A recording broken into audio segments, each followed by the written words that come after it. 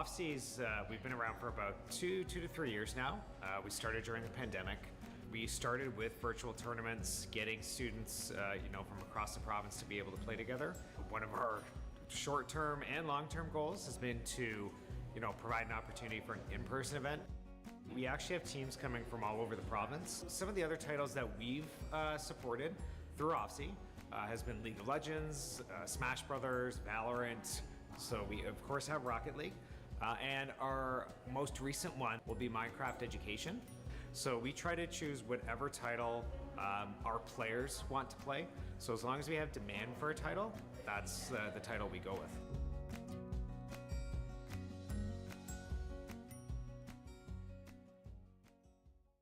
You better listen up. Listen when I'm feeling it. Yeah, I got a hit list. Never chasing any bag, only teach where to place them. Solo on a throne, don't need another man telling me how to live my life lavishly. Cause I'm built different, boy, let me speak. Try pretend me, but you take it to the main dish. Welcome back to Conestoga College. I'm Leaf, and I'm hanging out here with the League of Legends squad. I've got Mr. Legs with me, Track Legs. We're going to be talking to before his game, League of Legends, NACE, I believe, tonight. It's the first game of the season. We thought you'd get a little bit of an insight from the players themselves, so welcome. Thanks for joining me before your match. Thanks, Leaf. Glad to be here. Yeah, I hope you're happy to be here because that will mean you're in good spirits for the game. Oh, yeah. I want to talk to you about, I guess, the transition. You're not unfamiliar with playing as a Condor. You've been with the ACAD team, and now you're joining onto the varsity. What's that transition been like, I guess, for you in terms of having to adapt to new teammates? Contrasting it to my previous experience as an academy player, I was a lot more vocal. Yeah. The people that I played with, I knew for quite Right. a while, but coming up to varsity, new people, I'm a little less vocal, of course, but so far it's been a good transition, not gonna lie.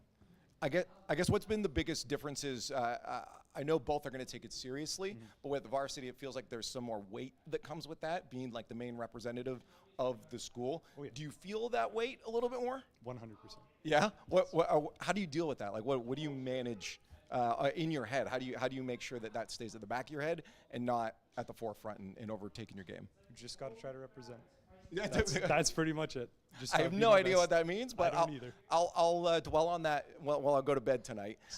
In terms of adapting to this squad, where do you find yourself, not just positionally, as a role on a team, but in terms of, you said you're talking less, maybe someone else is taking more control. Where do you find your strengths come in helping with this squad?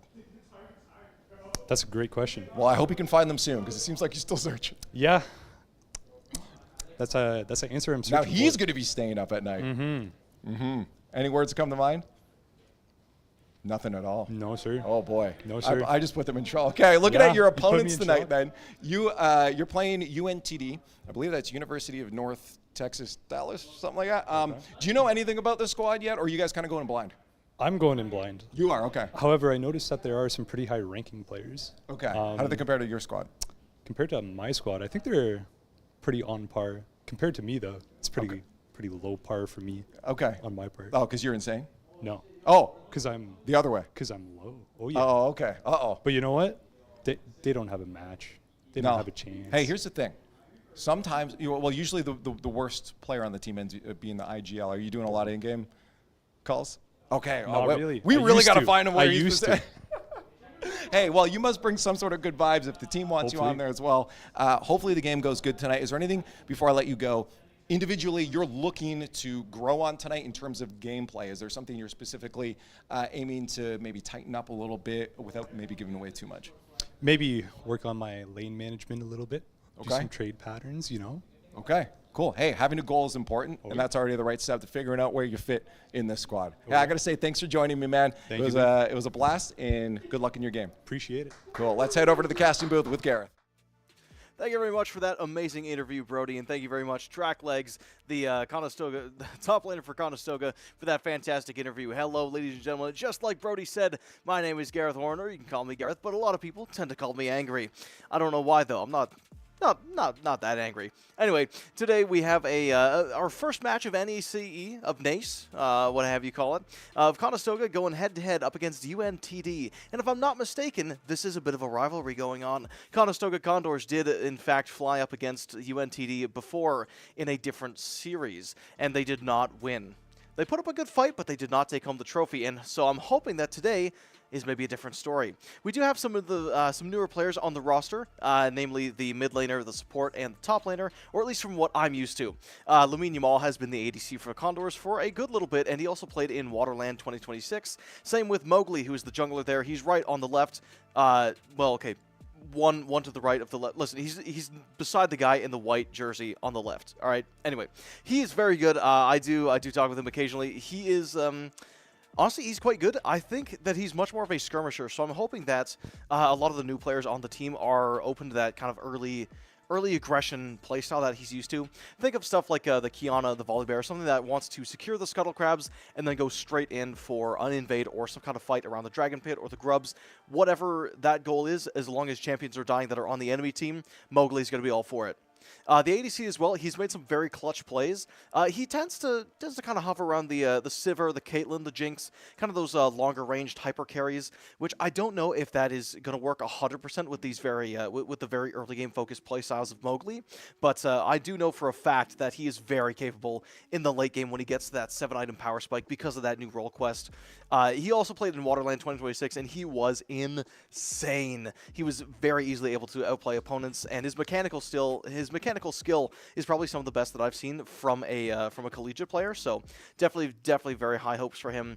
Lazaro, actually, I kind of lied. He's not a new player, but he's new to the role that he is in. He used to be the top laner for Conestoga in Waterland 2026, if I remember correctly, but he has shifted over to the mid lane because the top laner actually has some hidden tech. I don't know if he would kill me for saying this, but I'm going to say it anyway. He has hidden technology that he did not discover, but that he found on U.GG. I never got to ask him how he just kind of found this on U.GG, but I'll tell you the story. So he was playing some top lane, and he was looking for a new pick. So he looks on U.GG, he looks at what's hot, he looks at what's not, but then he stumbles across somebody playing Trundle with Bandle Pipes. Now, if you're not a league head like I am, Bandle Pipes is a support item, not traditionally taken on top laners who are more of those kind of physical damage bruisers, but Bandle Pipes gives your team an aura of attack speed and movement speed if you slow an enemy. Now, when he brought up the Trundle, at first I was very confused because Trundle has no utility. He is all about dueling. He's got a very self-centered playstyle, so building a support item, let alone rushing something like a Bandle Pipes, which is a support item that is very team-oriented, made no sense at all. But then he described it to me, and he's like, listen, Trundle's Q slows, and it does give you movement speed, and because it slows, you get the movement speed from Bandle Pipes, and he also likes to run Ghost. And so essentially what he does is he has the wave crash into his tower, then he pops Ghost, runs after them, uses Q to chomp and slow them down, gets the bonus attack speed, puts his W down for even more attack speed and movement speed, and essentially the enemy champion is dead before they realize what happened. Now, obviously, because it is auto attack based, something like a Teemo, or something that can keep its range, or something that can duel at a close range, think like a Alawi or a Darius, that can be a bit of a damper on the plans. However, I'm willing to wager that any top laner that UNTD has, no matter how many games that they have, no matter how many champions they know and the matchups that they've perfected, I don't think they've ever seen a Bandle Pipes Trundle in their life with Ghost Flash or Ghost Ignite. So that would be pretty darn crazy if we could see that coming out in this tournament here. And I believe this is a best of three. Yes, best of three. Anyway, point is, we're going to be seeing a couple of games today. Whoever wins 2 games in a row, they are going to be the winners, or whoever wins 2 games. I'm getting ahead of myself, but let's talk about the other players on this team. The support is actually not a support. Kind of a similar story to Lazaro, who's the mid laner. The support player for Conestoga right now does not actually play support. He usually plays ADC, but he made the switch recently when he got the email saying that Condors was looking for a support, and he was like, okay, you know what? I've played ADC for a while. I know exactly how ADCs play. I know exactly what they want, and as a support, that's a pretty valuable insight. I'm not going to lie, and his champion's absolutely absolutely reflect it. Like I was saying with Lamine Yamal, the ADC player, he plays a lot of very high attack speed champions, and especially with those 7 items, he's going to be getting 3 attack speed, no trouble at all. So with a support player playing usually a Braum and Rakan, those are insanely good. Braum for the concussive blows, the faster attack speed you have, the quicker you can stun up the targets, and the quicker they take all that extra bonus damage. Rakan as well, a lot of ADCs are very squishy, especially the ones that Lamine Yamal plays, just because of how much damage they can output. Obviously, they're going to have to be squishier. Rakan is fan-freaking-tastic at peeling those threats away from the ADCs and making sure that they have a terrible time. And he also does play the Nami as well, which is quite good for these ADCs that usually have a weak early game, but Nami makes it a little bit better and can even make it favorable. Think of something like a Jinx or a Sivir who, kind of just wants to clear waves. They just want to chill back and farm. The Nami can give them the extra move speed with that E, and then empower their next 3 attacks, which gives them a surprising amount of trading power. Combine that with something like an Electrocute or Summonary, and you are golden. And now the mid laner as well. Unfortunately, he's not Siren, which I was hoping to see him here today because he has a secret Tahm Kench mid pick with, I believe it's called Dusk and Dawn. It amplifies your on-hit effect. And when I heard about this initially, I thought he was crazy, but then I saw him play it. Granted, he did lose, but it was still good, right? The thought was there, the effort was there, and he had definitely put a lot of games into it. So I don't think we're going to be seeing a whole lot of Tahm Kench mid, unfortunately, but some champions that we can make a safe bet on are the Ryze, the Orianna, and the Syndra. Honestly, some pretty standard mid lane picks. Syndra's just very strong right now. Orianna is just insanely good, especially if you have very aggressive junglers or very aggressive teammates. Like we were saying with the Rakan, he's one of the kings of getting that Orianna ball into the enemy team. He can charm you, he can knock you up, he can dash a million times over. It's going to set up a perfect command shockwave. Sivir, if it gets picked, they give their entire team movement speed. Like we said before, the Rakan speeds him up even more. Trundle, he's melee range. He wants to get up and personal and just beat the crap out of you. And Mowgli, he tends to play stuff like a Kiana, a Volibear, a little bit of Kha'Zix, we've seen that as well. And all of those champions that Mowgli plays are very good, or if not specialize, at getting on top of someone, which makes these command shockwaves just insanely easy to hit. So I do actually really like the Orianna pick there. And finally, Ryze. That one's a little bit out of left field, I won't lie. It's kind of a hard champion to pilot, especially with that ultimate in hand. But the reason why he's taking it is because of Actualizer. I'm not going to lie, I don't actually know what this item does. I know it has something to do with mana, and that's why I was kind of joking with him, saying that maybe you'd want to build it on an Ezreal mid, if not maybe even a Lucian mid.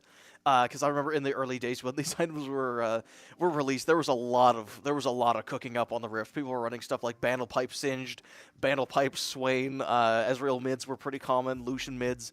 They weren't as common. Lucian top was another big one. But anyway, the reason why he runs Actualizer is because it scales off of your mana. It does more damage, and your spells hit harder if the more mana you have. And Ryze, he's synonymous with mana. And UNTD, I assume they're probably going to be drafting 2 to 3 AD focused champions. Ryze is one of the best builders of Frozen Heart.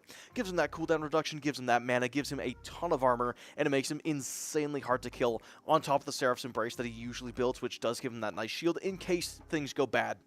Now, in terms of what UNTD is playing, unfortunately, I have not been able to do a crazy amount of research on them.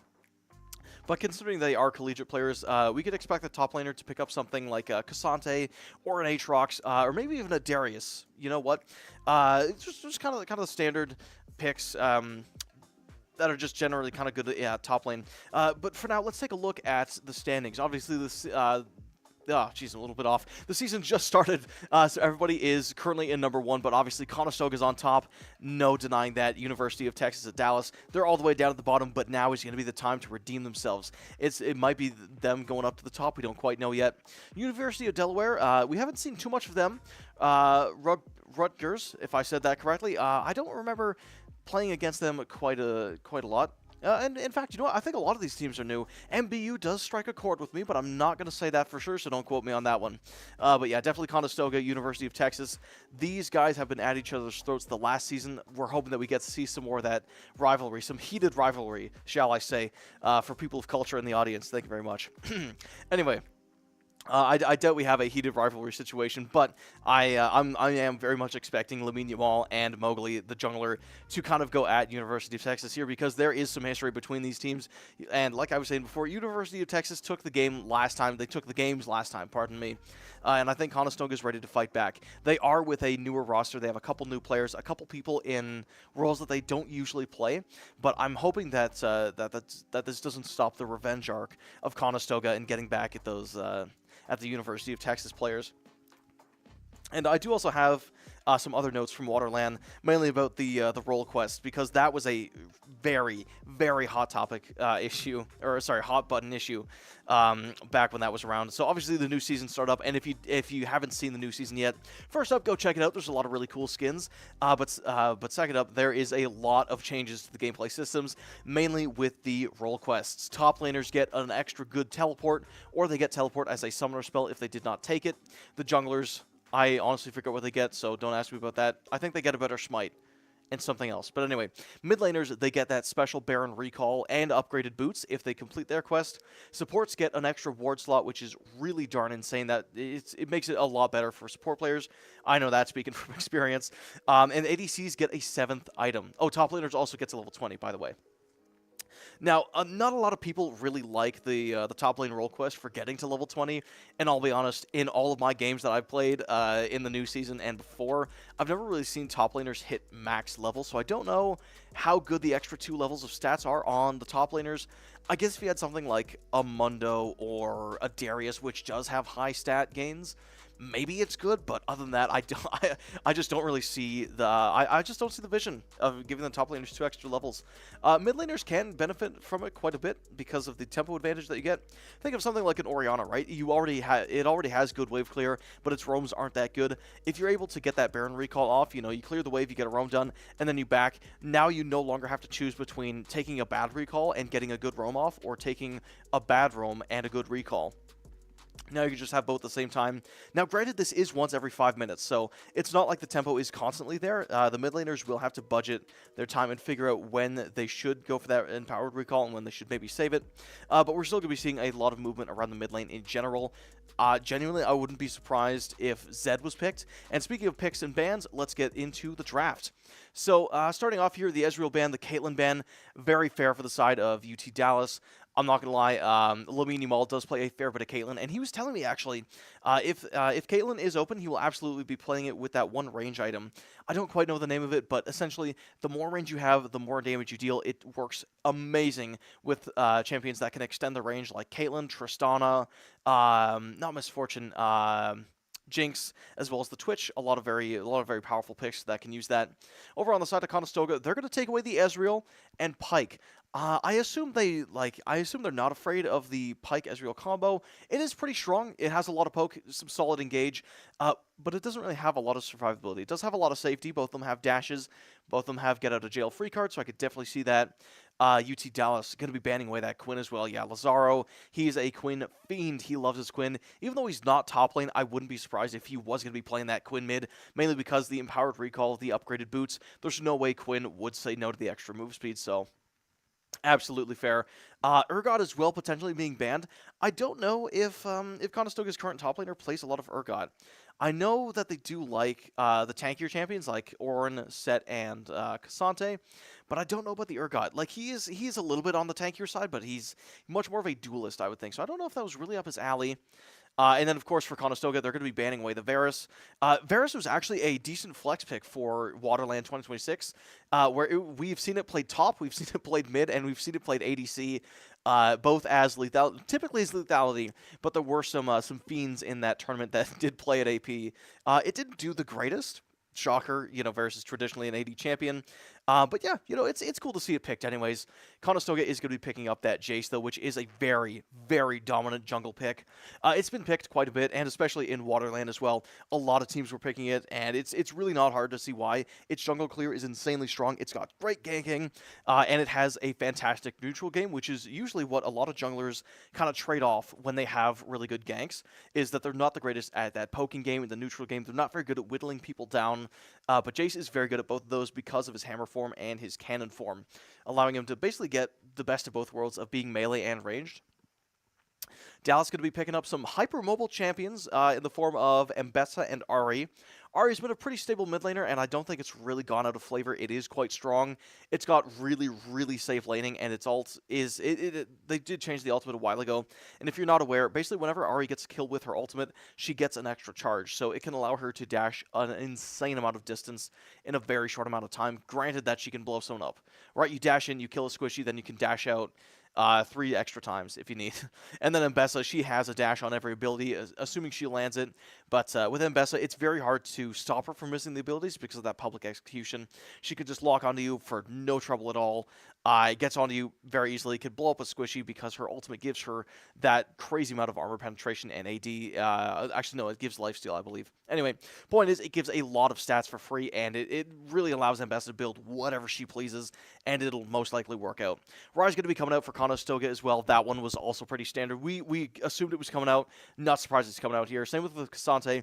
We predicted both those picks. They are pretty standard, but they are also quite powerful in the right hands. Though I don't know about the Cassante into Mbessa. That is something that's kind of tripping me up, I'll be real. Mainly because, yes, the Cassante is very tanky. Yes, it is. Yes, it does have a lot of shields. It does have a lot of regen. It can stay in lane for a really, really long time. But Mbessa kind of wants that. Her early game is very weak. Cassante does not have the best dueling power, especially early game, so I feel like the Mbessa might be getting a free lane, which could be an issue. Ryze going up against Ari, it's interesting. It depends on the jungler.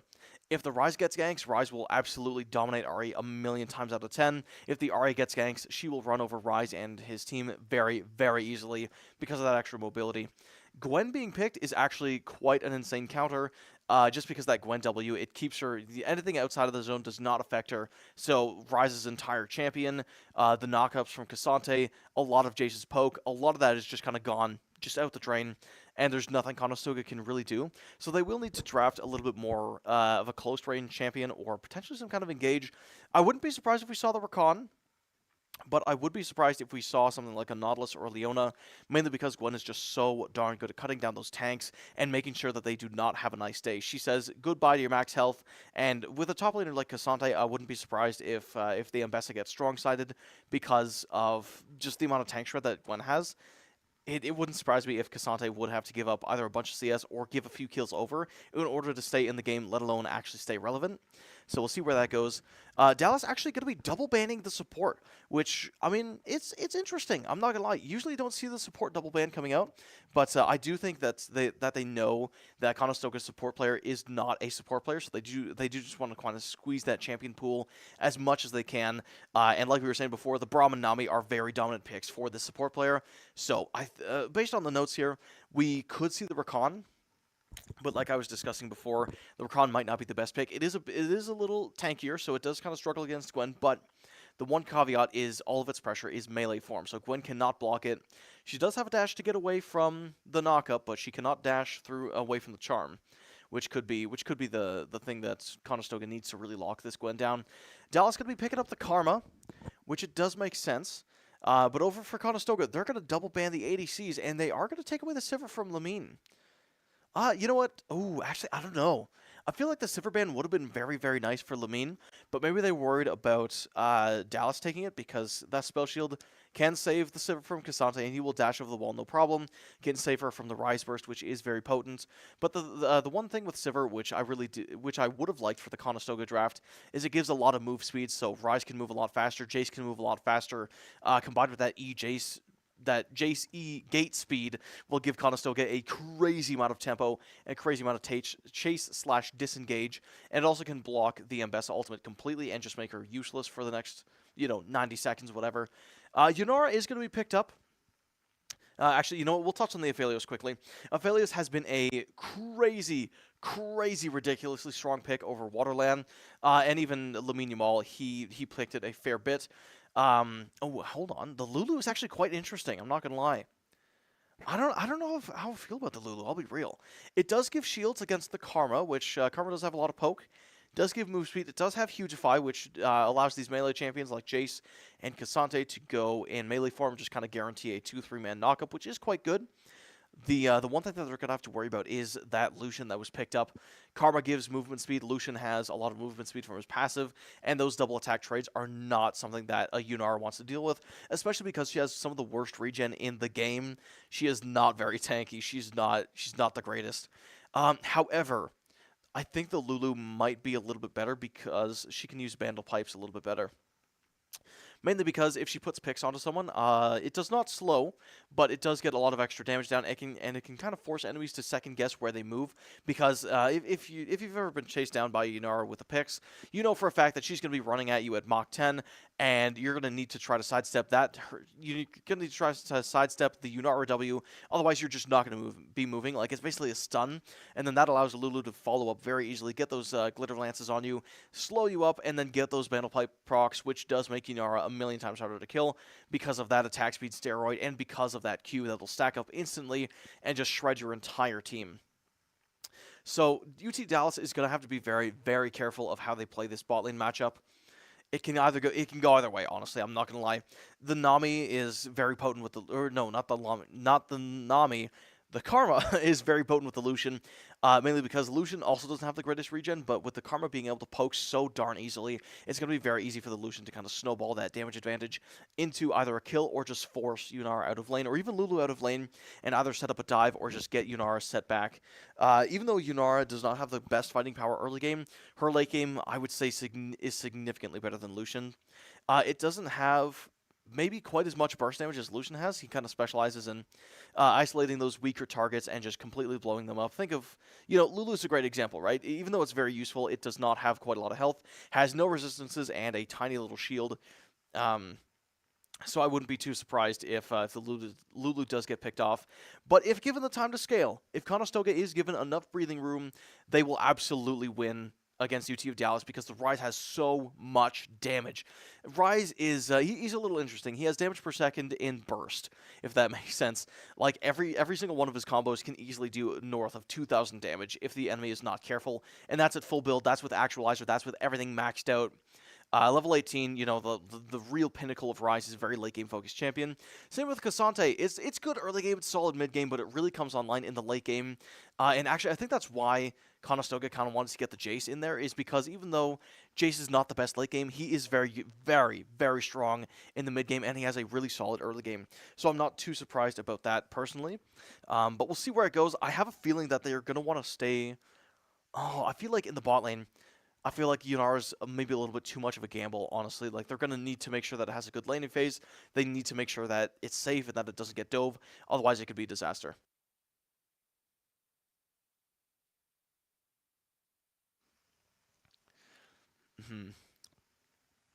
Now that we have all the picks in place, I wouldn't be surprised if the players just need a few minutes to go and get their rune set up. And you know what? I don't mind taking a water break myself. So I'll see you after these very important messages. Thank you to all our amazing sponsors.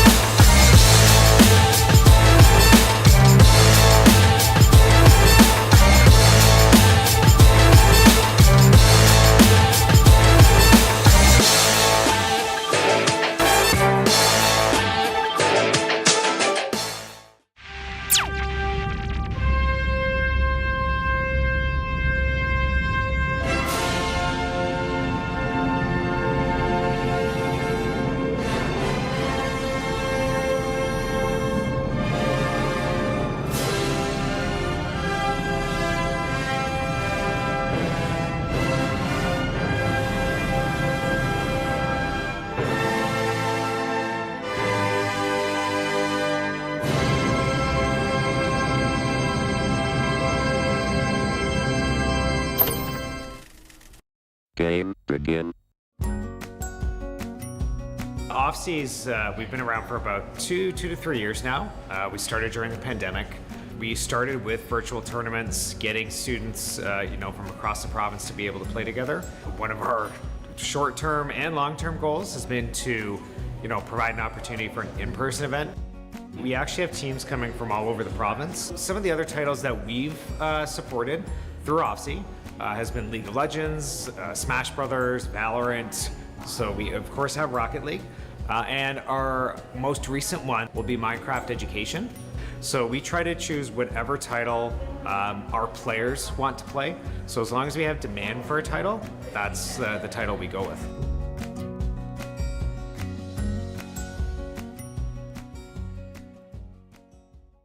You better listen up. Listen when I'm feeling it. Yeah, I got a hit list. Never chasing any bag, only teach where to place them. Solo on a throne, don't need another man telling me how to live my life lavishly. Cause I'm built different, boy, let me speak. Try but tiny, but you take it to the main dish.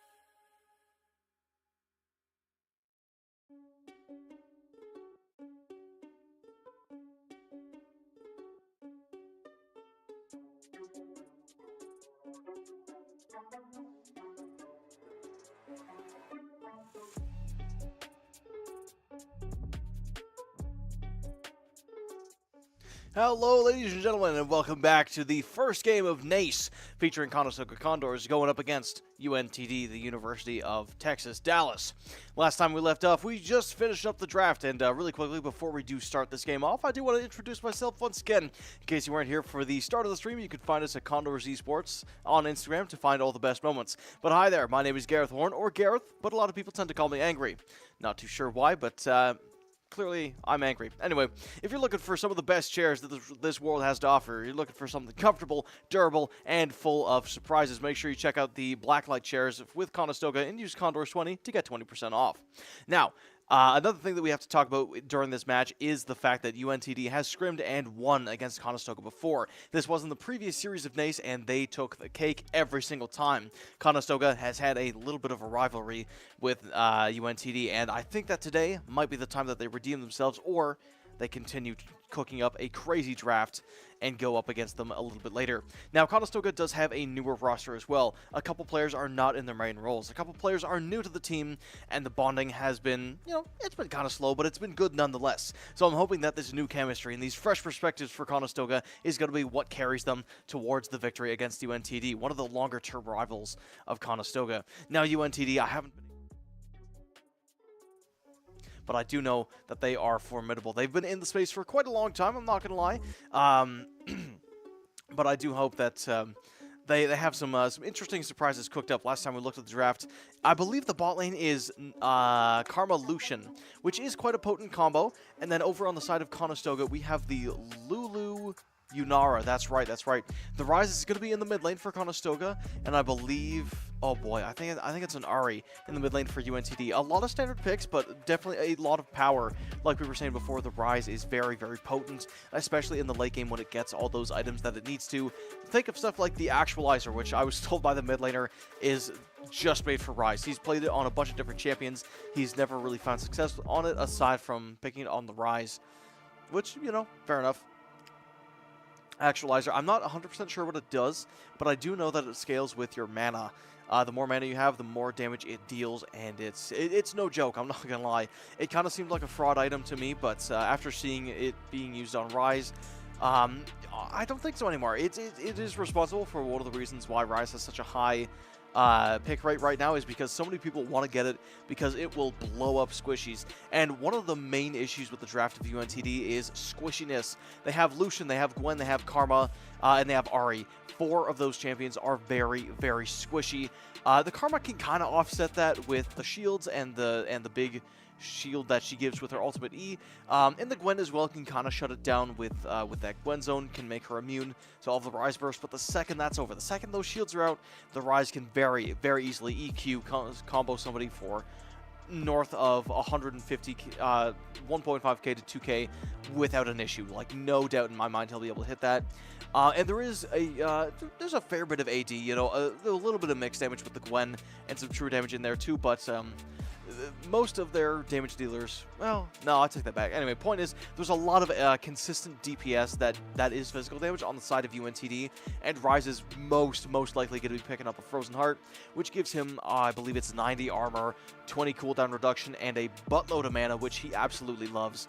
And then on the side of Conestoga, we've got a pretty well-rounded draft. Yunara provides a lot of that long-range DPS. Jace has some long-range burst as well as some close-range burst. Both of them are physical damage, though. Cassante, he's usually physical, but he has a good chunk of true damage with that Alt W. His Alt W, I believe, is the only source of true damage he has, but it does hurt quite a bit. And yeah, honestly, UNTD does not have that great of an engage. They have a lot of pick, no doubt. Karma can very easily speed up the Ari when she's ulting, charm somebody, and Bessa just publicly executes them, and they're probably dead before they hit the ground because Lucian can follow up the culling. And of course, Gwen has her needles, which does stack up that Q, which does melt targets, especially if they're standing still. So, UNTD, a lot of burst, a lot of DPS, a lot of catch potential, very, very little chase potential. They don't have too much disengage either. And Bessa, well, I take that back. I take that back quite a bit. They actually have quite a lot of disengage. Lucian has dashes, Gwen has dashes, Karma has speed ups, Ari has dashes, and Abessa absolutely has dashes. But I think where Conestoga thrives is the late game. If the Yunara and the Rise, and potentially the Cassante gets a late game, I don't really see a world where UNTD can actually win. Lucian is extremely strong in the late game, but he's only got burst. If Lamine Yamal can stay alive on that Yunara with that Lulu, potentially even sacrificing yourself or popping that that polymorph, or even the shields, or even that Hugify, Yunara will absolutely smoke Lucian any day of the week. And Yunara can, she's got a snowball's chance in summer of surviving against Yunara burst for even 5 seconds. She does not build very tanky items, and Yunara is an absolute shredder of both tanks and squishy champions. Ari as well, she might get Zonia's, she might... It's hard. No, I think Zonia's would be the most armor that she gets in her build nowadays. But yeah, that 30 armor is nowhere near enough to defend against a 7-item Yunara, and it's the same thing with the Rise. She might get an Abyssal Mask for a little bit of magic resist, maybe the Spirit Visage, unironically, just to get that healing. Karma's probably picking up Echoes of Helia. Might not be so bad to make the Ahri a bit of a battle mage, but it's just not going to be enough. It's in any sense of the, like, in any world, it's just not going to be enough to go up against the Rise Burst. Rise Burst as well, Lucian is just going to completely die. He might get one shot. Or true shot, you know, EQ, that is 2 spells technically. But I feel like he's going to have to take Cleanse. There's no way that he would have to wait for the Scimitar to get that Cleanse in there, unless the Karma buys Mikhail's. But then at that point, if you're Karma, usually you want to get those AP Enchanter items, like the Bandle Pipes, like Redemption, maybe even Ardent Sensor, I'm not going to lie. Even though Ambessa doesn't attack very fast, it does give a nice bit of lifesteal, which Ambessa absolutely loves because of that Armor Shred and the constant DPS that she does have with those abilities, and kind of weaving in auto attacks in between. So we'll see what these champions are building. But I wouldn't be surprised if Mikhail's was picked up by the Karma. It's a solid pick. It stops the Rise Root. It stops the Cassante from dragging the Lucian away from the team and solo killing him. It stops the Polymorph. It stops the slow. It's just, in general, a fantastic purchase for UNTD. On the side of Conestoga, I would expect Lulu to rush probably Redemption, I'm not going to lie. Like we were saying before, Mowgli does like these early invades. He likes to fight. He likes to kill the enemy jungler. He likes to beat them while they're down. And Redemption is absolutely the item for that. If you don't know, it puts a giant circle of healing on the ground, and it also does a little bit of damage to the enemies. So it's quite good for these AP Enchanters, and it was also recently changed to more benefit AP Enchanters, where it actually scales with AP. So it's actually quite good on these AP Enchanters. We see it a lot on Melio as well, actually, with that bit of healing. Echoes of Helia is pretty popular, and I feel like Lulu would really want to build Echoes of Helia because you put picks onto a fast attacker or somebody that does a lot of damage, like the... no, just fast attackers. Think of like the Jace and the Yunara that can very quickly stack it. And then whenever she shields someone or ults somebody, they just get a huge burst of extra shielding, and it is quite good. It actually makes somebody survive a surprising amount of burst, so the Ahri is going to have to be very careful of that. In response, Ahri is probably going to be getting a Morellonomicon. Yunara builds Lifesteal, like we said, Lulu's probably getting Echoes of Helia. Rise, not a whole lot of healing he can do. Jace probably won't be picking up any lifesteal, but Cassante, actually no, he doesn't heal either, but, you know, he's still very tanky, and he has a lot of regen, which makes the Morellonomicon, or at least, at the very least, the Oblivion Orb, extremely, extremely valuable to pick up on the Ahri. For the side of the Gwen, I wouldn't be surprised if we got to see... Oh... you know what? Probably a Dusk and Dawn, I'm not going to lie. Mainly because it doubles the effectiveness of on-hit effects, and Gwen is all about those on-hit effects. So it does allow her to shred tanks even faster, which when you're going up against Cassante, who's probably going to be the primary target of these ganks, it's going to be insanely, insanely valuable. And just taking a look at the bot lane once more, I wouldn't be surprised if we do see a lot of action down there, because Lucian is going to have to play aggressive. There's no way that he's not going to. He has a Karma which gives him a lot of speed and a lot of safety with that E-Shield, but he mainly just wants to kind of delay that Yunara power spike. He wants to make sure that Yunara cannot get to those 7 items, because if she does, like we were saying before, she will absolutely melt everybody on the enemy team. In the mid lane, I feel like it's going to be more or less the same story. The Ahri is going to want to play aggressive. She's going to have to push up. She's going to force Rise into making these bad decisions of either taking a bad recall or taking a bad roam, or maybe even both at the same time, because Rise is only really useful once he gets those 6-item power spikes. And that's really the only time that he comes online, is those 6 items. In terms of lane, though, I feel like he's going to have to rush the Tier or Seraph's Embrace. There's no way he doesn't do that. I have seen Rises just kind of get the Tier into Actualizer, which I don't know if I'm a fan of that build path, especially when you have a very high-intensity jungler like the Gwen that wants to gank a lot, that has that slow, and especially with Rise having no mobility, I feel like he's going to want that Seraph Shield as soon as possible just to get that extra little bit of safety, keep himself in lane, and make sure that he does not, you know, succumb to all that pressure and the ganks. Ahri as well. Yeah, like we were saying, probably going to be playing aggressive. Now, the Gwen versus Jace matchup is actually very interesting. A lot of junglers nowadays are preferring to full clear, where they just start topside, they just clear down to bot side, secure the bot Scuttle Crab or whatever Scuttle Crab they can get, and then just kind of recall, get their items, and just rinse and repeat that over and over again until an objective spawns, or until a play happens where they know they can get a kill. But Jace is one of those junglers where they are very aggressive. They do want to get it impacting. They want to get onto the map as soon as possible. They want to poke you down. They want to beat you down. And they're actually very good at doing that. But Gwen, she's a little bit interesting because she kind of counters Jace. Jace can go melee, but Jace also has that ability to go ranged and just poke out the Gwen. But obviously, like we were saying before, Gwen has that zone, which makes her insanely resistant against all those ranged attacks because she's immune. Gwen is immune if you didn't know already. Now, it's tough to say. I feel like the early dragons are going to be much more on the side of, I would want to say, University of Texas.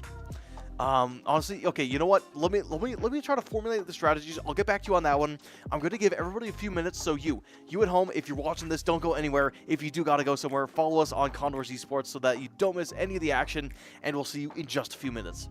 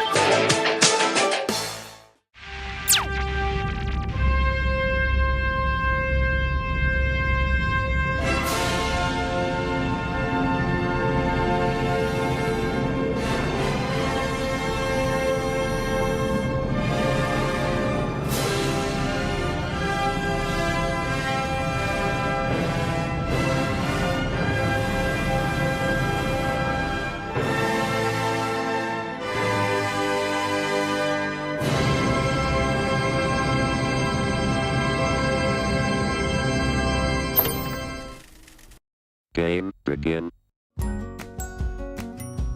Off-seas, we've been around for about two to 3 years now. We started during the pandemic. We started with virtual tournaments, getting students, from across the province to be able to play together.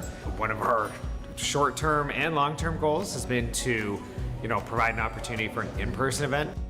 We actually have teams coming from all over the province. Some of the other titles that we've supported through OFSI has been League of Legends, Smash Brothers, Valorant.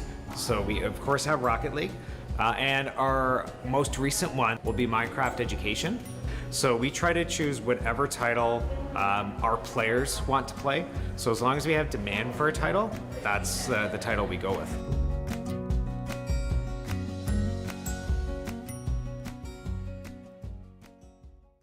You better listen up. Listen when I'm feeling it. Yeah, I got a hit list. Never chasing any bag, only teach where to place them. Solo on a throne, don't need another man telling me how to live my life lavishly. Cause I'm built different, boy, let me speak. Try but tiny, but you take it to the main dish.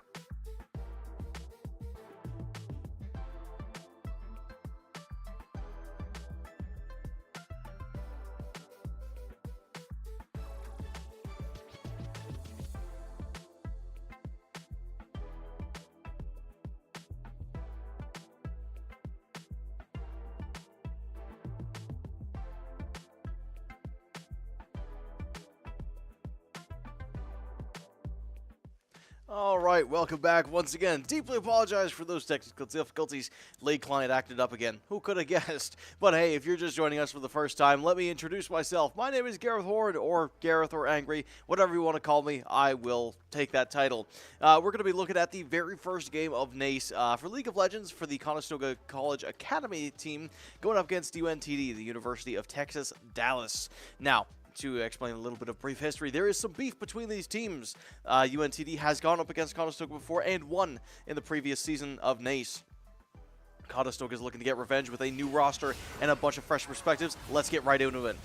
So we're going to be starting off with a fight right off the bat, actually. Is Lucian going to be able to secure the tower? Yes, he is. He's going to be coming out as well, and it looks like it's going to be enough to save the Lucian. Karma probably going to be given life for it. Now Lulu is going to be trying to go in for it as the calling comes out. Almost kills the Lulu, but nobody's dead quite yet. But a fantastic rotation from the Ahri is going to deter Conestoga from continuing the play.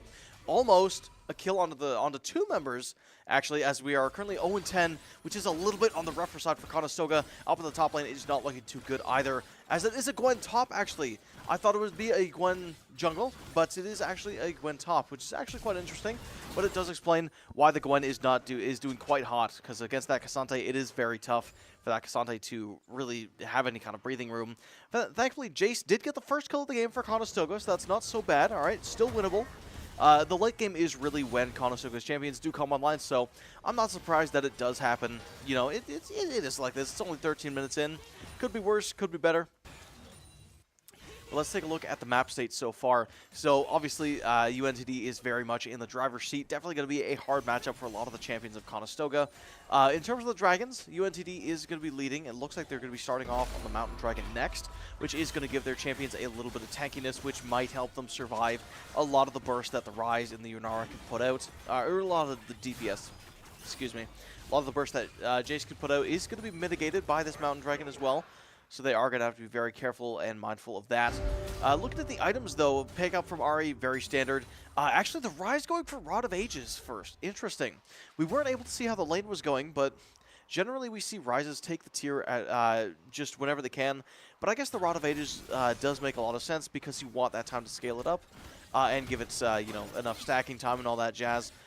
Which, yeah, you know, to be fair, Cassante up in the top lane going to be grabbing that Iceborne Gauntlet.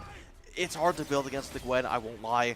Look at all that damage. She's going to pop the Gwen's immune zone.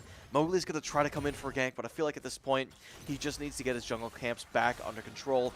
He's had a lot of invades from the Ambessa. She's very mobile. She's very, very aggressive, and it's not surprising that Jace did have a few of his camps taken away from him.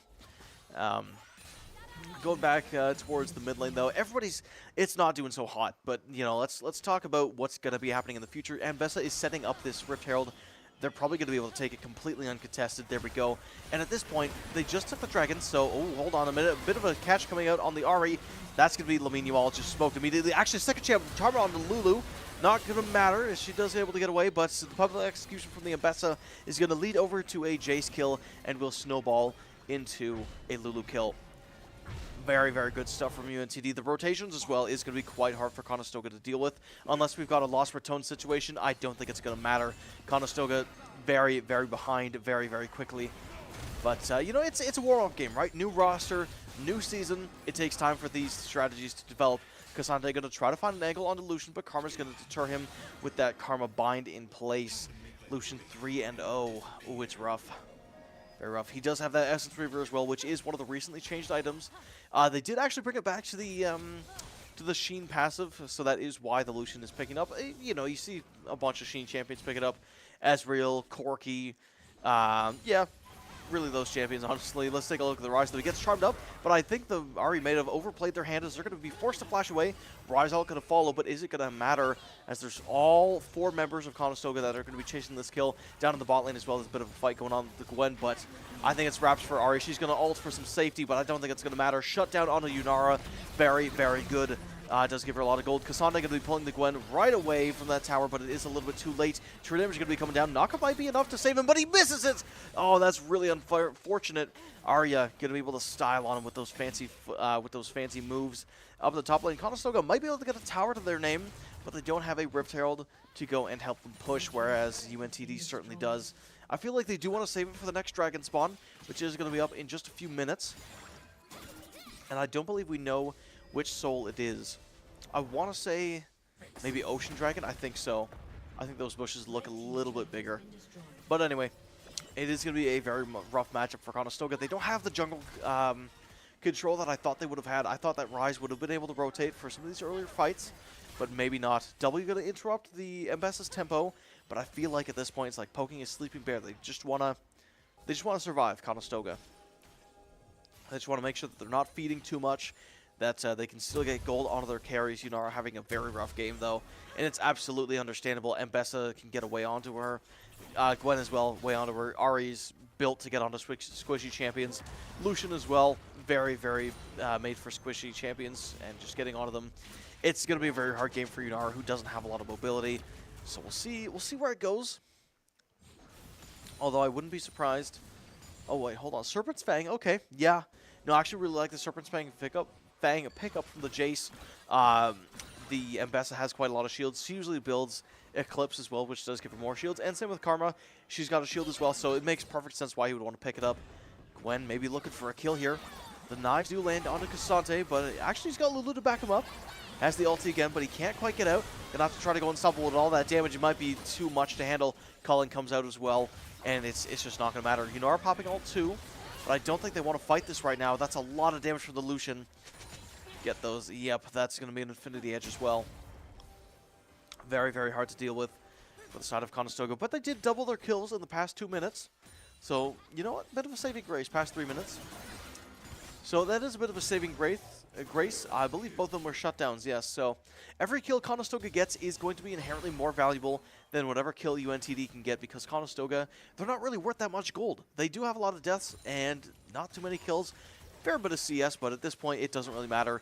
Their kills are not going to be worth too much money. But if UNTD makes a slip up, that is going to be the key that could lead Conestoga to victory, because it's going to give them a large injection of cash that they otherwise wouldn't get normally. Over here in the jungle, just kind of standard stuff. But let's take a look at the map so far. That Wind Dragon is up. The Rift Herald is still available, so I wouldn't be surprised if it does get dropped, and it does kind of create a lose-lose situation for Conestoga. Unless it was used mid earlier, which might be the reason why so many towers fell. Yeah, no, I think it was dropped mid earlier.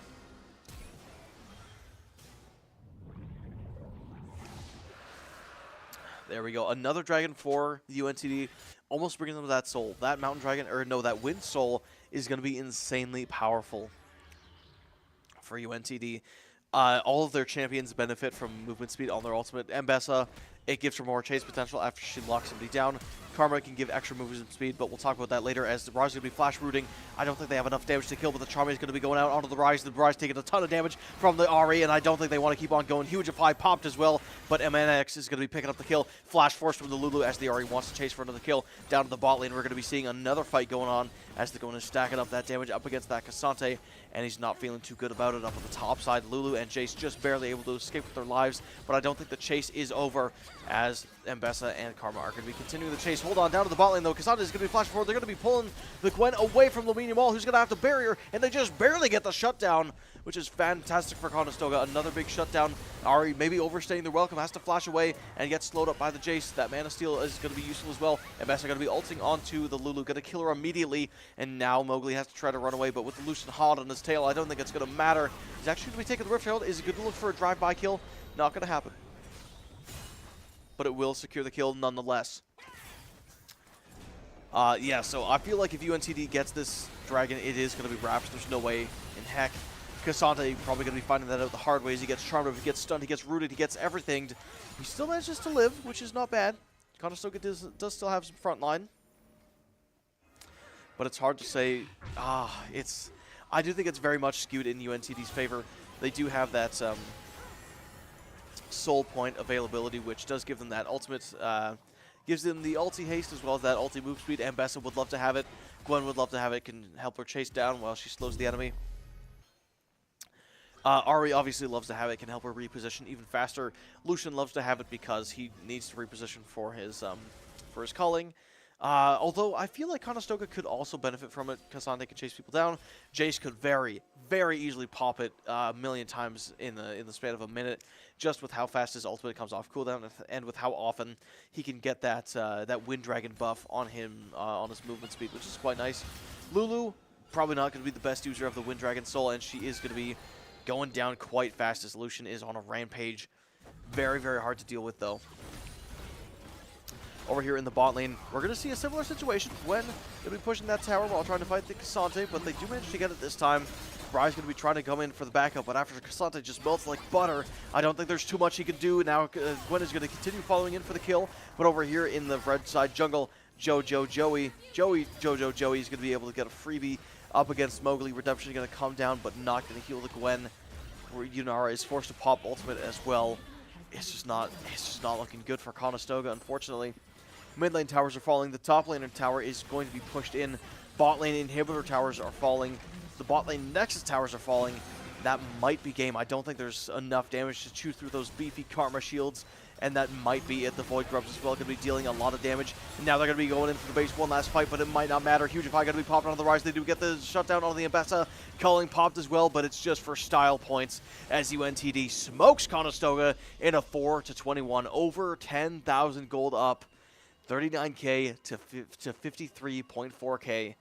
That is a rough one. That's a very, very rough one to start the series with. It's hard to see what went wrong there. I'm not going to lie. We didn't get to see a lot of the early game. If I had to guess, though, I think the Gwen was just too much of an issue. I feel like they thought the Ambessa was maybe going to be going in the top lane like I thought. And Ambessa versus Cassante, it's not the worst matchup in the world, but, you know, you would much rather fight the Ambessa as opposed to the Gwen, which, you know, it's fair enough. In the mid lane, though, I feel like Ahri maybe just didn't give Ryze enough time to breathe and kind of move around and kind of scale like he wanted to. It's also very hard to just roam against the Ahri as an immobile mage that needs to farm like Ryze. Maybe the wave clear was even, you know, 200 CS, 230, about even. In the bot lane, though, very, very rough. Like we were saying, Yunara is very squishy. She could be run over by Lucian any day of the week, especially with the Karma shields and the Karma speed ups. It's just very hard for Yunara to play the game, even with the Lulu there. Ardent Sensor, not going to be enough to make the Yunara stay in lane and be able to fight back. And then in the jungle, Ambessa versus Jace. I feel like Ambessa just got the tempo advantage. Jace is a very strong jungler, but you know, if you aren't able to full clear like a lot of the junglers are in this patch, it's just hard to play the game in general. But you know what? Maybe the next game will be better. And if you got to go right now, I don't blame you. But make sure you follow us on social medias at Condor Esports on Instagram. And if you are sticking around, make sure you do stick around because we'll be back with the game in just a few minutes.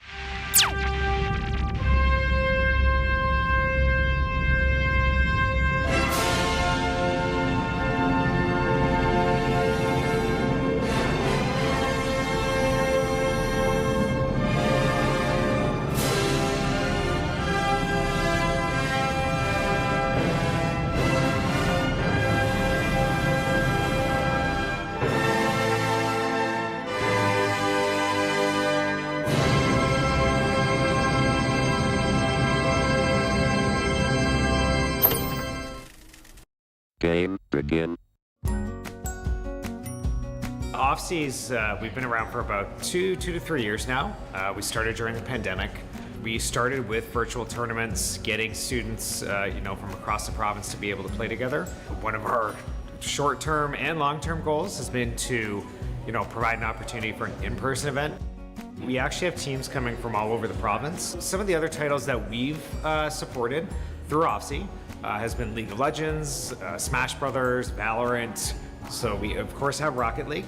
And our most recent one will be Minecraft Education. So we try to choose whatever title our players want to play. So as long as we have demand for a title, that's the title we go with.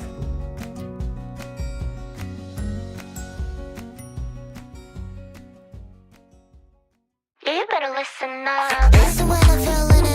Yeah, I got a hit list. Never chasing any bag, only teach where to place them. Solo on a throne, don't need another mentality.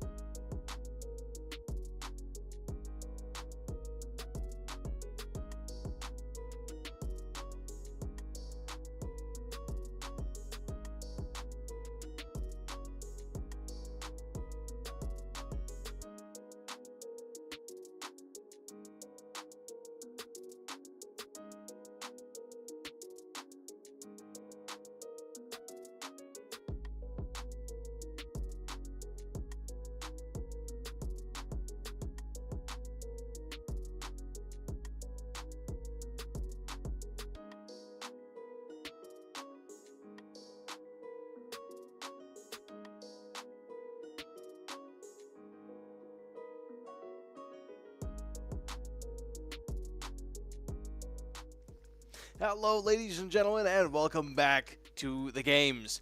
Alrighty, let me just introduce myself quickly. So if you're new here, hi there, my name is Gareth, also known as Angry. You can call me whatever you'd like, though.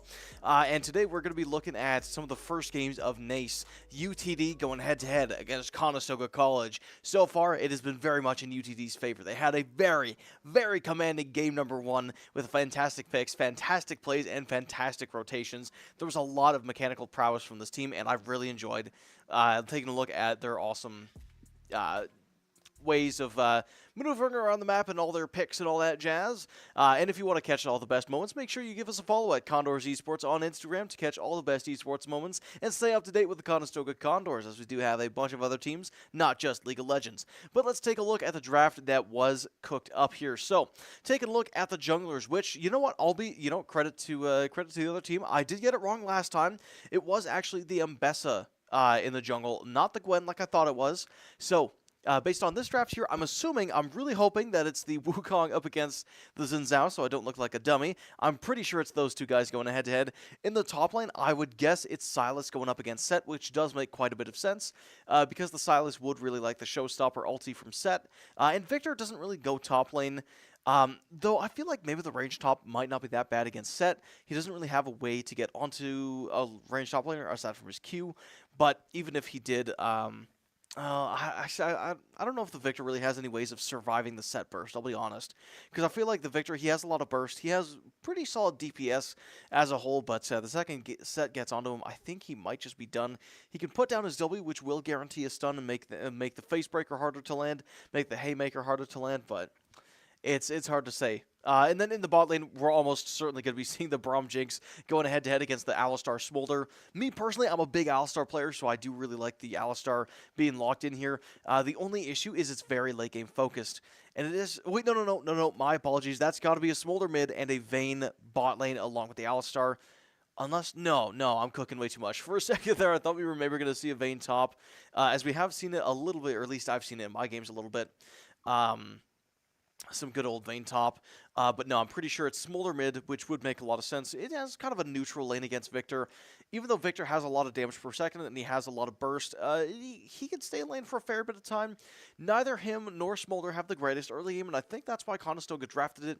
It's to kind of get the Smolder to the later game and get him into that mid-game power spike at the very least, where he has a couple items and a bunch of stacks under his belt, which does make him pretty scary as a champion. In the top lane, we've got, I'm pretty sure it's the Silas versus the Set. I don't actually know how that matchup's going to go, I'll be real. I feel like both of these champions are very ability rotation reliant. They want to get in for those quick trades, hit all their buttons, and then back off. Hit all their buttons, back off. And I feel like we're going to be seeing a lot of those trading patterns, but I do feel like Set does have the upper hand because even though Silas has a lot of burst, Set has a lot of health regen. Combined with that Doran's blade, the Doran's shield that he's probably going to be picking up, I wouldn't be surprised if he intentionally gets hit by a few Silas Qs just to give him that refreshed Doran shield passive and keep him at full health constantly. Down in the bot lane, I don't know if we're going to be seeing a whole lot of fighting. Alistar, it's very, very hard to go up against these engaged champions like Braum, and especially if they have disengage, where if the Alistar engages, Braum can very, very easily put him in the concussive blows and just kind of get the Jinx to stun him, and then Alistar is useless, and he's either forced to take Aftershock. Well, it's not that crazy of a thing to take Aftershock, but I've seen a lot of Alistars run even the Phase Rush and a little bit of the Glacial Augment. Actually, no. Phase Rush is more niche than the Glacial Augment. But regardless, Alistar does probably want the Aftershock if he is going to be staring down the Braum Jinx, just so that he can get in there, CC someone, and then even if he does get stunned, he does have that extra armor and magic resist to keep him from dying so easily. Now, the Vayne, on the other hand, I don't know if they're going to be doing a whole lot against the Jinx, mainly because with the Braum there, it's going to be insanely hard to actually get stuff onto her because of that unbreakable shield that Braum can put up very easily. The jungle is a little bit of an interesting situation, I won't lie. The Xin Zhao versus the Wukong. It's actually very hard to say where this is going to go. I do think it's more Xin Zhao favored in the mid game, but is very much favored to Wukong in the late game, mainly because of just how much damage Cyclone does, and just from how much utility the Wukong can get from the clone. And Xin Zhao doesn't really have a lot of ways to answer that. He's very good at bursting down one person, although I guess it is not that bad at knocking away the Wukong. Like, if you see the Wukong Cyclone, he dashes into you, pops Cyclone.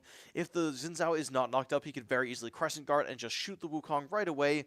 And Conestoga won't really have any answers to fight back against that. So it could be quite hard for Conestoga to get the full use of this Wukong out, because once that dash is used, it is down for the next, 10 to 7 seconds, probably 14 to 7 seconds, actually. But regardless, it's very hard to get it back, and it will burn a lot of time from Conestoga's engage. The Victor as well is going to be a very hard thing for Conestoga to deal with. Even though Alistar does have a dash, it is very telegraphed where he's going to go, and you could probably see inside his head and figure out where he's going to be going. And it's the same with the Wukong. Once he dashes to someone, he has no way of counter-dashing or getting back out. He does not have the tumble like Vayne does, so it's going to be very hard to escape the Victor W. Victor W can very easily lead into a Xin Zhao W, into a Xin Zhao dash, into a Xin Zhao knockup, into a Silas Chains, into a Flame Chompers, into a Glacial Fissure. There are so many ways that UT Dallas could turn this stun into something that is a kill. And what's fantastic about UT Dallas is their draft allows for so many different options to start off this CC chain into a death. You could start off with the Braum slow. You could start off with the Braum Glacial Fissure. You could start off with the Silas Chains, the Flame Chompers, the Zap slow, really anything. If Victor builds Rylai's, I don't think he will, but if he does, his E can become a very potent lane control area and lane control tool, and does give him that slow to slow down the opponents and allow for some very, very easy setups. On the side of Conestoga, I do very, very much like their team fighting. The Braum could be an issue, but I think that the Alistar's Unbreakable is just going to force all the attention onto him, because if you can't stop the Mad Cow from stunning your carries, they will die, especially with this Vayne coming in, going invisible with Tumble, and then just blowing up the Jinx in a matter of 4 auto attacks. Smolder as well, they will have to, UT is forced to kill the Smolder, otherwise he will scale out of control, and he will get all of his stacks up and just completely run over whatever they have planned. The set as well could be very hard to deal with, mainly because Xin Zhao, he's not the tankiest champion ever, but he has a fair bit of health. So if he does get knocked into his squishy carries like the Jinx and the Victor, it's going to be very hard for them to take all that burst. And of course the Wukong follow-up, it's just a very strong champion. The Cyclone knocks up twice now because of the ulti change. And then combined with maybe some of the new items, although we haven't really seen Wukong build a lot of the new items. We could see it on Vayne. I don't know if Dusk and Dawn works the way I think it does with the Silver Bolts. So people in the chat maybe correct me if I'm wrong. No way he's building Dusk and Dawn. I wouldn't be surprised if Jinx got it. Actually, no, I don't even know if it would work like that. Never mind. But I feel like Vayne might build the Fiend Hunter Bolts just to really give her that extra burst. You pop ulti, you roll in, you have those automatic crits. If those crits would already critically strike, then you get bonus damage. Vayne is just a very good assassin champion. We might see her build the new Essence Reaver. She doesn't really use a crazy amount of mana, but I feel like you'd want to pick it up anyway, just because it gives crit, gives you that Sheen passive, a little bit of mana, which the Vayne would absolutely love to have. Especially because she pops spells so many times. Jinx could maybe get it too, because her swapping from her Q minigun to the Fishbones does in fact count as an ability, which is actually quite a potent combo for stuff like Trinity Force and Essence Reaver, which could be the edge that she needs to get a little bit stronger in this game. Set maybe. I don't think he's going to be building any of the new items. He might opt for Protoplasm Harness, but I feel like Alistar is also going to opt for Protoplasm Harness because, if he takes Aftershock, which I'm pretty sure he's going to do, he's going to be healing a lot, get that Aftershock resistances up, and then heal off of that. And then combined with his ultimate, he's just not going to be killable for the next 7 seconds. Because, Alistar Ultimate reduces 55 to 75% damage, which is ridiculous. Can set up a lot of early dives, and if Alistar does hit level 6 first, I wouldn't be surprised if the Jinx and Braum kind of have to forfeit the first tower, if not a whole bunch of kills under their turret, because there's no way that the Jinx can survive against Vayne gunning straight at her in that final hour, and with that Alistar tanking up absolutely everything under the sun with the Aftershock plus Unbreakable combo. Unbreakable Will, sorry, no. Braum's E is Unbreakable. Alistar's Ultimate is Unbreakable Will. You'd think I'd know that, but, here we are. Anyway, Silas does have a lot of good ultimates to steal this game, which does worry me quite a bit. Silas is a very good user of Cyclone. He has 2 ways of dashing onto you. He has that E plus his chains plus his W, which can get onto you, and then pop that Cyclone twice. Alistar as well. Silas is just a bruisery champion. He would kill to have Alistar's ultimate on him, and I'm pretty sure he is going to be killing for Alistar's ultimates. Smolder, I don't feel he's really going to use that a whole lot. If he decides to get more damage, we could see maybe more of a glass cannon build. and him just wanting to gun for the Vayne to take the final hour, give him that invisibility whenever he queues, which does make a lot of sense. As the set, I don't know. I feel like he kind of has to build tankier for that. And it also depends how much health the set has. I feel like the set will have quite a bit of health. Same with the Alistar probably. But it is very, very target reliant, where, ulting like a Smolder or something, yes, you will stun him, but it's not really going to be doing a lot of damage. The Xin Zhao, we haven't really seen... Actually, you know what? Never mind. I take that right back. We've seen a couple Dusk and Dawn Xin Zhaos at Waterland 2026, which it didn't win any games, but it didn't look that bad. Granted, it was an AP Xin Zhao mid. They rushed Dusk and Dawn, and then they went for Nashor's Tooth, which did give them a ridiculous amount of on-hit damage. It was actually quite surprising. They also took Hail of Blades, so, hit the W, wait for Hail of Blades to proc, dash in, triple hit combo with Q, and usually they were dead, I'm not going to lie. It did a disgusting amount of damage. But I don't know if we're going to be seeing an AP Xin Zhao here. He's probably going to be more of the traditional kind of bruisery tank champion. And I don't know if the bruisers really got a lot of items. We could maybe see a stride breaker for the A gauge onto the slow, because the only dashes that Conestoga has is the Wukong and the Vayne tumble. Smolder has no way of getting away from people aside from that flap, flap, flap, but that is only a movement speed buff. I don't think it lets him go over walls. Wait, does it go over walls? I don't know. It's been a while since I've seen a Smolder. He's not really the most popular champion in the world, but actually I wouldn't be surprised if he does pick up the Essence Reaver, give him that little bit of mana in lane, and then combined with the fact that it does give the Sheen passive now, it does give him a lot of damage earlier, which could be good, but I don't know if Smolder's going to be doing a whole lot of trading against the Victor. I feel like he just wants to keep his distance, keep the Victor at bay, and all that stuff. But enough of me yapping about the draft. Let's yap about all of the awesome stuff that you can catch on the Condors Esports Instagram social media account. If you follow us there, you're going to be catching all of our amazing esports moment, not just League of Legends, but also Valorant, Rocket League, Call of Duty, and all of the amazing titles that we have here at the Waterloo campus. So make sure you check that out whenever you can. And then also another quick shout out to our Blacklight sponsors. The chairs with the Conestoga Condors is phenomenal. They are great, they're comfortable, and they are very, very durable. So if you're looking for a great gift or even just the next gaming chair to make your gaming sessions level up, make sure to check out the Blacklight collab with Conestoga and use Condors20 to get 20% off your order.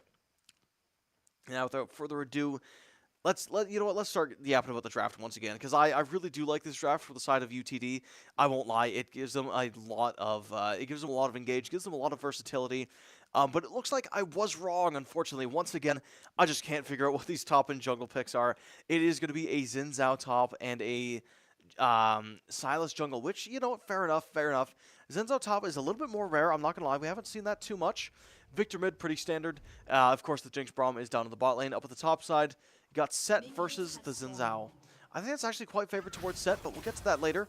Wukong going to dash right into the Sylas, which maybe doesn't want to do. Has to flash away from the chains very early, which is not very good, as it's going to secure Victor. That's vision onto the Raptors, which is going to make Wukong's clear a little bit more predictable. Set is going to try to retaliate, but I don't think he knows that Sylas' chains are going to be landing on him. Xin Zhao dashing in as well. This might be a kill unless the Set flashes. Face breakers right off the bat. I feel like he maybe wants to start Q. Ignite going to be dropped as well. He is going to take the first blood. Fair enough.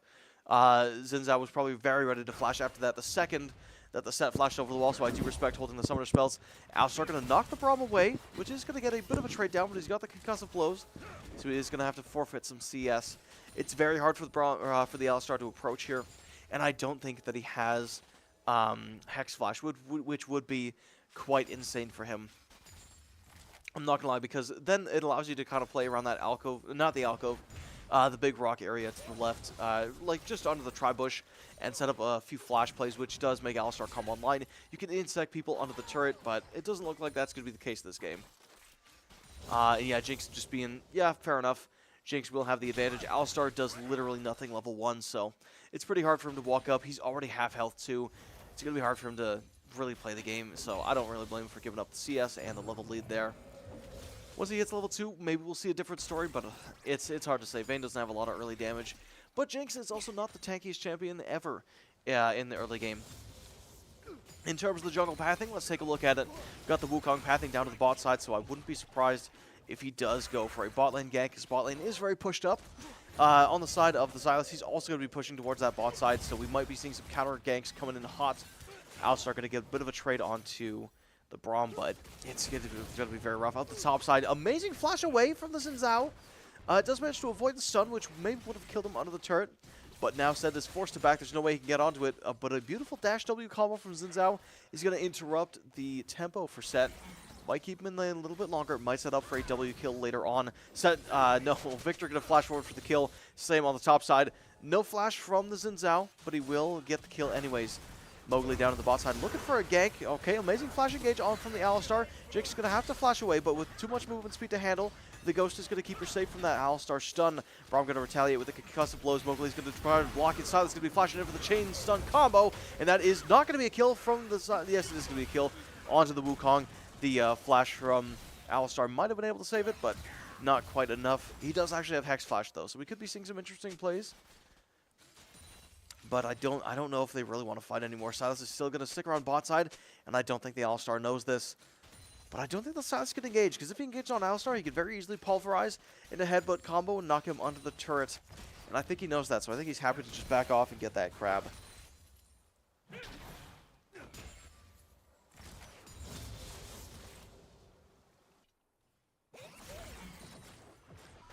Over in the mid lane, it is a little bit skewed towards Victor. He does have a little bit more gold.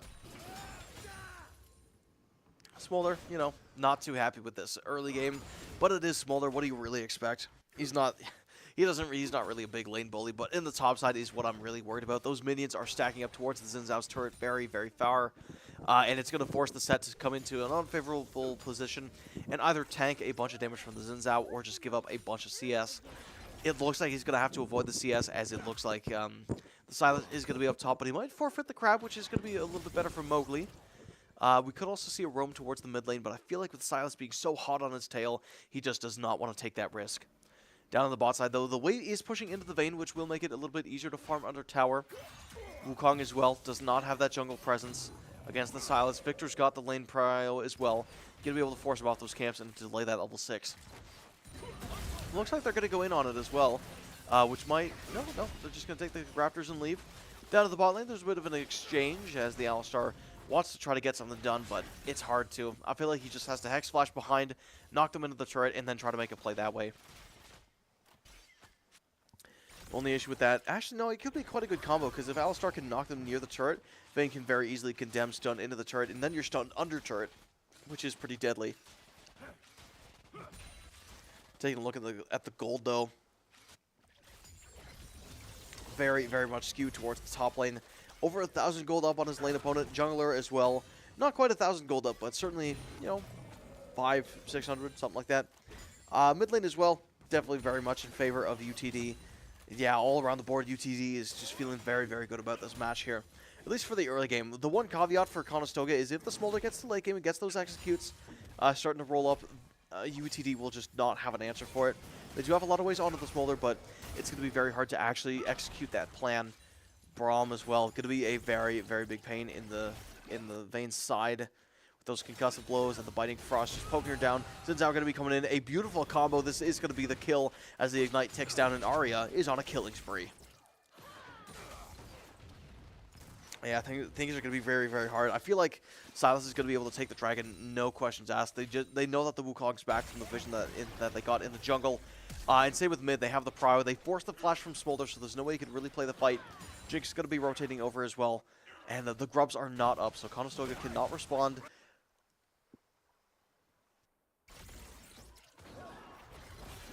I know Mowgli wants to respond, but I don't think he can. Actually, a little bit of an exchange going to come out on the mid lane. Victor feeling a little bit too confident, but he does not have any mana. And the Ghost is forced as well, so it does make the Victor's lane a little bit more dangerous. Almost has the flash, so I feel like that's probably why he was maybe a little bit more comfortable using that Ghost, which would make quite a bit of sense. You know, Smolder, the worst he can do is kind of chuck fire at you. You can flash away from it. You can flash away from Mom. It's very easy. Amazing eco play by the Vayne, but the Jinx was quicker on the draw, so it won't really matter too much. Alistar going to try to make something happen, but I don't know that the Braum is right there. Vayne going to be forced to flash. Alistar now in some trouble as he's got the concussive blow stacking up on him. Lethal Temple fully stacked for the Jinx. Vayne is going to be going in as well, but I feel like that's maybe a bit of a misplay. Jinx is going to go straight forward, and they're not going to be able to get a kill. No level 6 on the board, but the flash is going to save the Alistar. Fishbone's not quite enough, but the Jinx is going to want to push for level 6 as soon as possible. That Death Rocket is going to be maybe coming in hot. It's going to be going on to the Alistar. They do manage to get the kill. Fantastic snipe onto Boji. Or Boji. But now things is just not looking very good. 6 and 0, almost a kill a minute, and very much in favor of UTD. Looking at the top lane, that's going to be one of the biggest problems for Conestoga. It's not going to be very easy to deal with. They don't have a lot of disengage aside from the Alistar and aside from that Showstopper ulti. But the thing with the Alistar is it's very non-committal. You just kind of push him away, and he can't do anything. The thing with Set, he can ult the Xin Zhao away from the team, but it's just not going to do anything because he will die in exchange. And at the end of the day, Xin Zhao is just looking for those 1-2 quick kills and then getting back out. In terms of the item builds, it's going to be very hard to see. I can't quite see the Xin Zhao's items, but I wouldn't imagine that he's going AP based on the items and the attacks that he's kind of putting up here. He's got lethal tempo as well, so he's probably AD. But he might look to dive there. Oh, he is actually going to be dashing out of the turret. Crest Guard popped along with the Ignite. That's a lot of damage down, and it's just too little too late for the Set. Tries to pop the Ignite in response. Can't even Showstopper away. Blue team picking up the Void Grubs as well.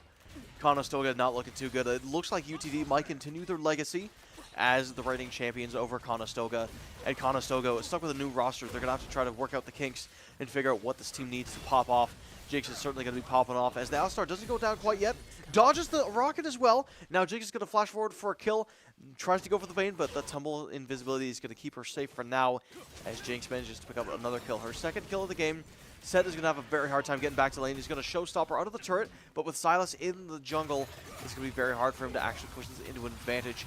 And he's going to have to recall right under his tier 2, which it might be game for top lane. I don't think there's anything he could do right now. The CS, he's way too far down in CS. Over double the CS for the Xin Zhao. Over double the gold almost. I just don't think the Set has a way back into this game. We'll see if they can pull off a miracle. But Mowgli as well, he's not that strong. And in the bot lane as well, it's very hard for the Vayne to breathe. Only 600 gold in the bank. And they've got to leave base with that. 2.6 gold to their name. It's just not looking very good for any lane. And the Xin Zhao is just able to live rent-free in the Sets, like in between this area of the tier 1, tier 2. And there's nothing the Set can do. The Xin Zhao knows he's strong enough to keep the Set away from the lane.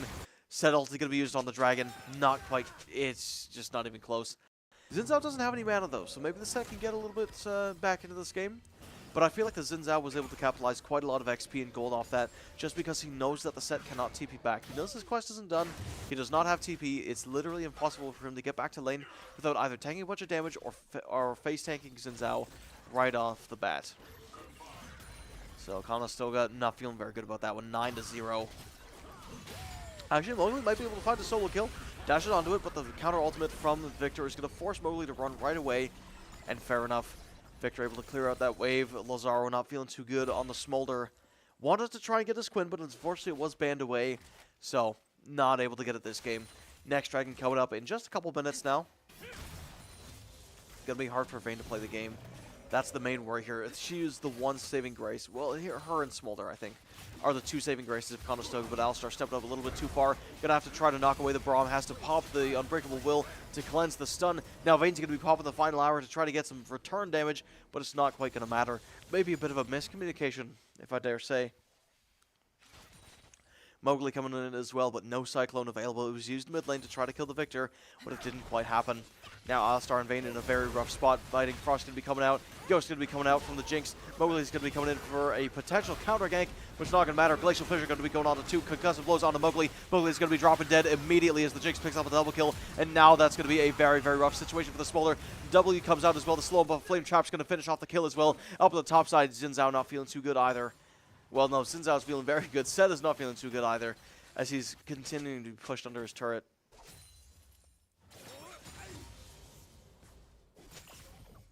Not even the first item for Mowgli, and his opponent is going to be rushing the Dusk and Dawn. We are going to be seeing the Dusk and Dawn on Xin Zhao as well. Turns out it might just be that good, and that would explain all the damage coming out in that Crescent combo. Going to take him down immediately, and actually Sylas is going to be building the Dusk and Dawn. Interesting. You know what? I'm not going to lie. I don't think it's that bad.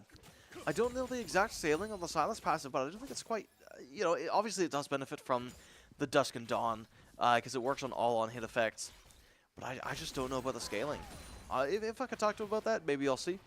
But, yeah, until then, it's just going to be very rough. Couple Sheens on the side of Conestoga, but no completed items. Looks like that Smolder is going to be running the Essence Reaper. Mowgli maybe a little bit overstepping, a bit of a misstep. Tanks the concussive blows, gets stunned up, has to pop the Cyclone. Doesn't go on cooldown, thankfully, as Smolder comes in, but the beautiful unblockable from Braum is going to stop the entire ultimate from doing what it needs to do. And now the Silas is in trouble. Alistar is going to be roaming up for a potential counter gank, but when he's 2 levels down from Braum, I don't think it's doable. It's set 3 levels down from his lane opponent. It's so hard to play this game. W going to be used as well. It's just very rough. Nowhere for the Alistar to run. He might be dead here as Jinx Flame Traps are about to run out. He's going to flash forward and try to knock Jinx out of the tower, but I don't think it matters too much. Pops the Unbreakable Will, and he will go down for it. Vayne going to be trying to farm up in the bottom side of the map, but he can't quite push too far. Otherwise, Jinx and Set are, Jinx and Braum are going to be able to rotate down to him, no problem. In the top lane as well, Set not feeling too good as he gives up another kill. 0-6. That's going to be an 0-7 for me, man. It's a rough game. Salutes to you for trying. The CS gap is just immaculate for the side of Xin Zhao. Mowgli going to be caught here. Cyclone going to be stolen for the Silas, and at this point it's just a beatdown. Chain's going to land. Joey is on a rampage, and now Vayne almost going to be getting a kill actually, but Nace is going to be able to pick up and finish the kill to protect off the Jinx. It's just not going to matter. Nothing they can do. Oh man, it's just so rough out here. I think even if Conestoga got a bunch of shutdowns like they did last game, I don't think it matters. Facebreaker going to go onto the Victor, which does deal a good amount of damage, but it's just not enough. Alistar getting caught out again, walking a little bit too far up on the wave, knocks the Jinx away to try to save the Smolder, but the Flash W is going to slow him up. The auto attack is going to be coming in hot. Super Mega Death Rocket as well, not quite going to land on the Smolder like they need to. And now Silas is in the base, but he's going to have to flash away to get this escape. Vayne going to try to continue the kill, but I don't think they want to continue this play, as Set has, he does have the ulti, but no flash to follow up on it, which would have been a free shutdown for the Vayne, which would have been very nice, but might not have been enough to get them back in the game. Storm Surge going to be picked up, or no, Storm Razor going to be picked up on the Vayne. And you know what? I've heard from a few ADC players that Storm Razor is not what it used to be. It wasn't the game before, then it was taken out, now it's put back, and I don't think people are too happy with it. But I feel like on Vayne, it's maybe not that bad. You know, you Q, get that auto attack slow, and just keep that chase potential going, but I feel like at this point, you need disengage more than chase potential. But at this point, Conestoga is just willing to take anything, as Alistar is going to go in against the Braum once again. Mowgli's maybe going to come in, but he gets caught by the flame traps. This could be devastating, actually. He's just forced to dash away. Cyclone's still on board, but Braum is on the chase. He's going to land that concussive blows, and it's going to slow up Mowgli. This might be a kill. Hard to say. No, those concussive blows aren't going to land. Cyclone going to be forced away. Biting Frost as well going to land. I think Mowgli is done for. Carlos Crunch able to get a killing spree for free. 3-0. Xin Zhao going to be diving in onto the Smolder. Crescent combo going to be popped as well. It's too much damage. Ignite going to be taking him down as well. Fine Laver popped for Vayne, and now the Silas steals it as well. They want to try to shut down this Xin Zhao. Can he actually shut down, though? Is the flash is going to be enough? Yes, it is. Jinx is now legendary, coming into the base now with a Super Mega Death Rocket, finishing off the kill against the Vayne. Now All-Star's in some trouble, diving onto that turret with the Silas taking up everything. Might actually go down, and he does manage to pick up a kill, but Alistar gets the shutdown instead of the Set, which does make it infinitely worse, as the Cow does not need a lot of money to be effective, but the Set certainly does need items, as he's only sitting on a Tiamat and Phage. Oh boy, it's so rough. You try to make a showstopper play here, but he doesn't have it. No flash either. Just have to try to clear the wave. Haymaker going to come out, blocking a bit of damage, but at the end of the day, it's just too much. Jake's going to be coming out as well for another free kill on a Mowgli. Man, oh man. It's a rough one out there. You know, not all games are winners, and I feel like at this point, Conestoga just needs to focus on farming these lanes, getting the gold onto the Smolder, giving him stacks, and letting the Vayne stack up as well. Other than that, it's very hard for them to play.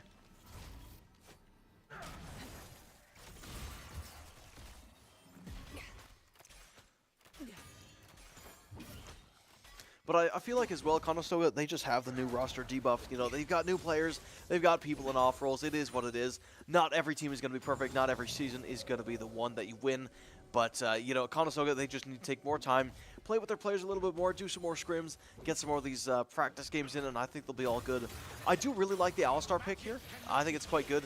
It is a little bit rough against the Silas because obviously the Silas can take the Unbreakable Will, and it makes it a lot harder to kill him, but at the end of the day, the Alistar Vayne combo is quite potent. It's just those early game mistakes that kind of built up the pressure. Vayne as well. Final hour going to be popped. Concussive blows not going to land. Down to the bot lane, though, maybe they're going to be able to get a kill as the Victor is going to be gone on. Cyclone is popped, but the Victor is going to be able to maneuver away and is able to avoid the gank. Up at the base, though, the Jinx able to score a double kill right underneath those Nexus turrets. Not feeling too good. Now Braum maybe looking to damage farm and aura farm on this red Nexus. The Alistar going to be coming back. No Cyclone available for Wukong. Glacier Fissure going to be coming out. I don't think it matters. Alistar going to be popping the Unbreakable Wheel. Going to keep him alive a little bit. Zeke's Convergence is going to be doing a little bit of damage. It does manage to save him. The wave is cleared, but up at the top side, the Xin Zhao is going to be pushing in that tower, pushing in that inhibitor, and it's just not looking good at all. It might be cooked, chat. It might be cooked. Actually, set flash combo going on, but he's going to ult the Braum away, which might not be the place where he wants him to go.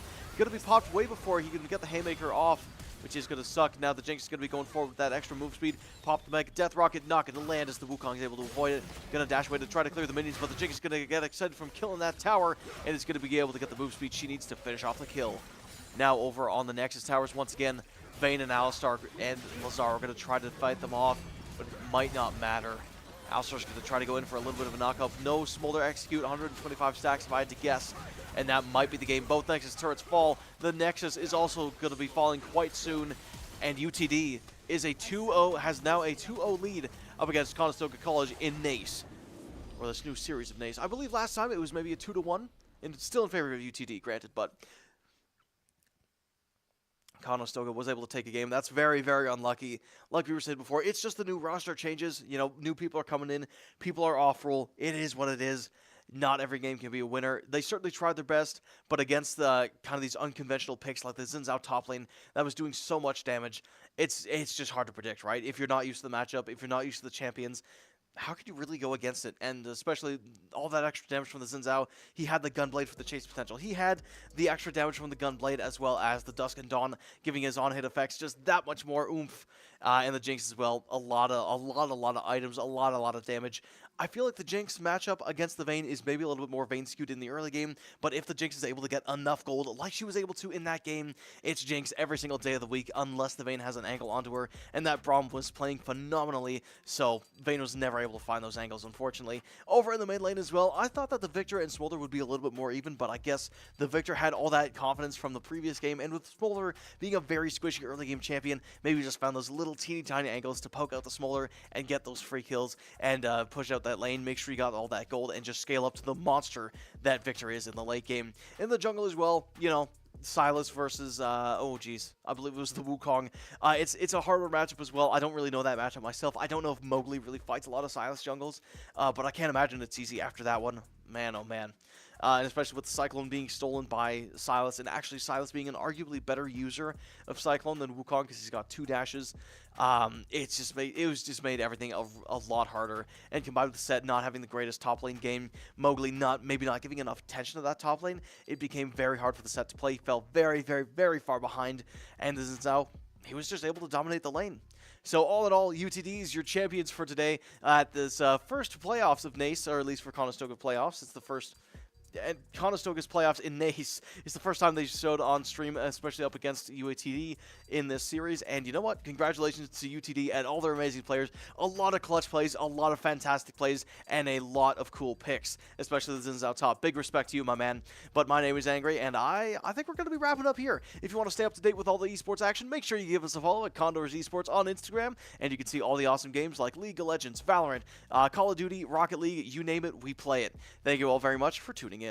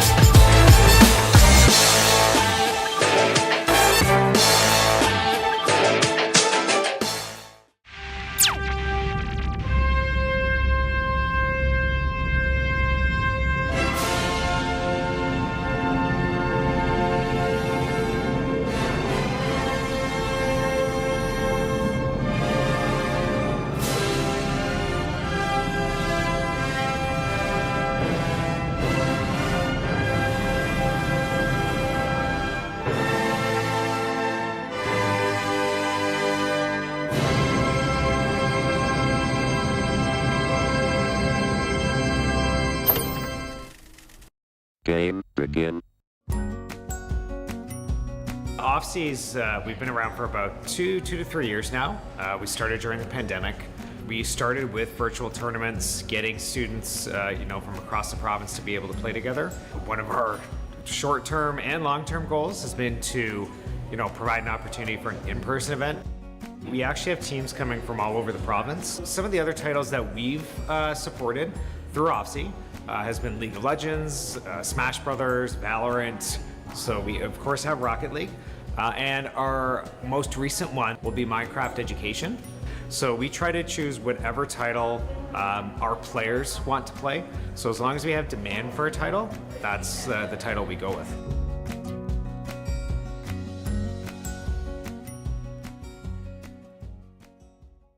You better listen up. Listen when I'm feeling it.